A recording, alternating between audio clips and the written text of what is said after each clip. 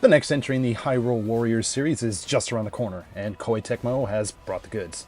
Hyrule Warriors Age of Imprisonment for the Nintendo Switch 2 was at Tokyo Game Show 2025, and we got a chance to try it out. Let's get into it. Danny from the Famicast here. If you're new to the channel, be sure to sub, all that type of stuff. Sound off in the comments down below, and we may read it out on our bi-weekly show called the Famicast. Of course, you can find this in written form over on our website, thefamicast.com. Special shout out to our patrons for their support. Now today, again, we're taking a look at the Tokyo Game Show 2025 demo build of Hyrule Warriors Age of Imprisonment on the Nintendo Switch 2 in this set of hands-on impressions. Just for some background on the demo, this snippet of gameplay from the demo puts players initially in the role of Zelda. Teaming up with Rauru and Mineru, the three basically dive deeper into the depths, searching for secrets, and of course, fighting waves and waves of enemies. Players were given 15 minutes to get as far as they could. Now, all the demo units on the show floor here were also running on Nintendo Switch 2 units, as far as I can tell. Now, just another note here too, Koei Tecmo did not allow for direct feed capture, at least for us, and since I was playing the demo alone, I couldn't really shoot anything over the shoulder either to get some off-screen footage, so the footage you're going to be seeing throughout this video will mainly be from trailers and screenshots of the game and stuff like that. Please understand. Staying true to the Musou or warrior style of combat, things here are pretty simple. Now, I played mainly as Zelda throughout the demo, as she was the most enjoyable for me to control, but the characters here also feel just a little bit different each, but I mean, you know, overall it's pretty easy to control things. Simple melee attacks can be performed with Y, while with Zelda, range attacks can be initiated with X. You know, combos of these are also available, and well, these are going to vary slightly depending on who you're controlling.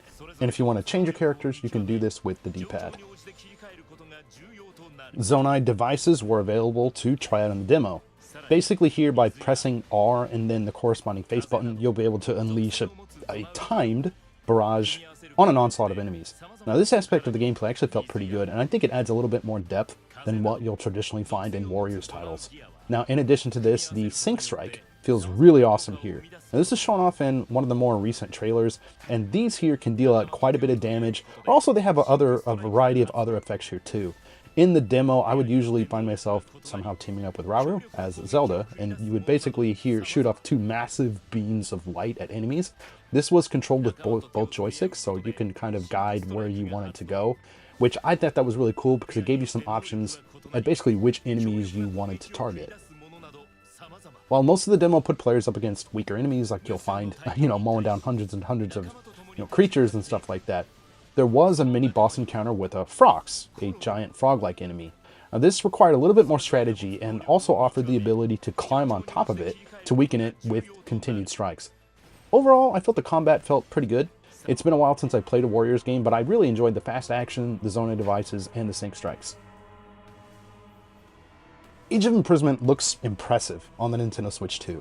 The character models look pretty crisp, the lighting is great, and the UI really makes it feel like an extension of Tears of the Kingdom.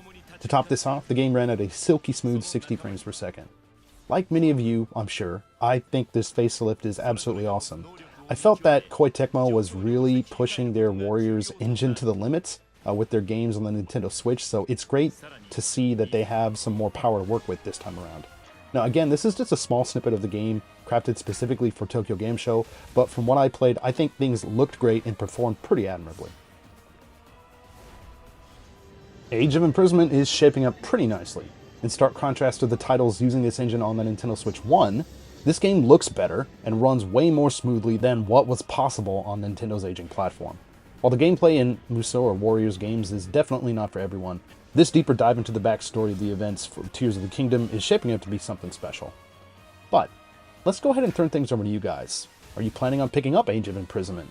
Did you pick up Age of Calamity? Sign off with your comments down below. We'd love to hear from you. As always, thank you guys so much for checking out this video. If you like what you see, please feel free to drop this video a like. If you're new to the channel, please be sure to subscribe. We've got a bi-weekly live podcast, tons of video reviews, looks at games like this, event coverage from shows like Tokyo Game Show, and a whole lot more. Again, this is Danny from the Famicast. Thanks for watching, and we'll catch you later.